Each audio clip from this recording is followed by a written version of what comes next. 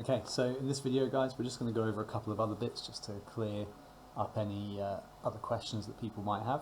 So we've talked about how to create a seating plan for a class. We've got data that's come in from Sims. We've got homework logs. We've got lesson logs. We've talked about how to create a student-friendly view of the seating plan and how all this information feeds into the dynamic timetable.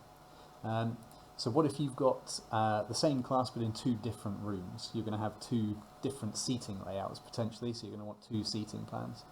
What I would do in that case is I would fill in this as you have already, and that's when I would go and copy the sheet. So you can right click and go move or copy. It inserts it before another sheet, so if you decide I want these two together, then it will copy that sheet. So we've got 7A1, 7A1-2. You might want to rename this, got to have a different name, so it can't also be called 7A1, but you might want to rename it. So let's say I'm teaching them in room 75, and then you can keep that one there. What I would do is I would keep all of the lesson logs in the original sheet, otherwise you have to duplicate all of that information, and there's really no need to do that. But let's say 75 has a completely different room layout. Up at the top here we can click edit seating arrangement, and then that means this room has a completely different layout, and this is the way I think of it. So I'm going to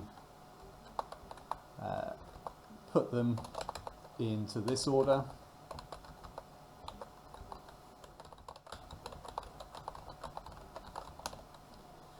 Okay, that's 20. Go through 21, 22, 23, 24. 24. 25, 26, 27, 28.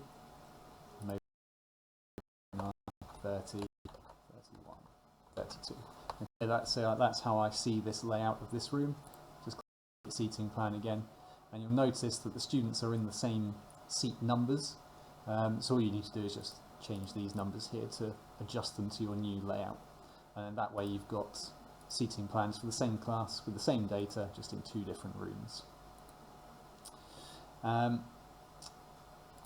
The other thing I wanted to show you was the data and the D-data sheets. These are here just in case you do pick up another class or something during the year and you don't want to start the whole process again because you've got so much data in your spreadsheet. You can just copy one of these just like we did before, and give it a new name, and you'll just have to copy your student data in as you did before. So these are here just for spares in case you pick up another class during the year.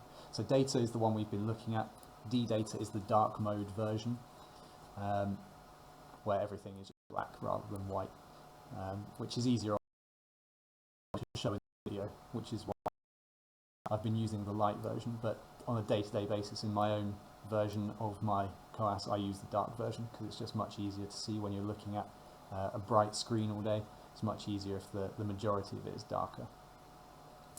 And that was about it. Like I said, we can right click on this side and choose whichever class we want to look at. At the moment these populated them or done any seating plans until we get to 7A1. So this is what it's going to look like normally when you're flipping between classes. You won't have this kind of block up in the top corner because that gets hidden when you've filled in your seating plan. So what you'll have is just a quick, easy way to flip between the classes. And like I said as well, the temp view is just the most recent sort of student-friendly one that you've chosen. So let's say I wanted to give them a new seating room 17. Click on View Seating Plan again, and that's overall. You don't have